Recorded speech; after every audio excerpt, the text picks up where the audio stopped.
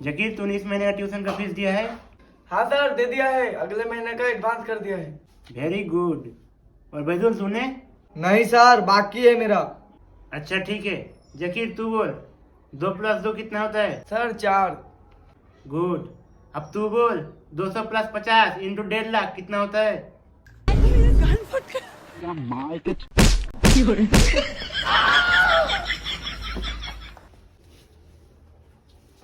तू डॉग की स्पेलिंग बोल।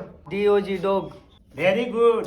अब तू बोल स्पेलिंग। डिग्री डोम डोम, यस यस, खाबो खाबो। जॉय डिग्री चोय चोय।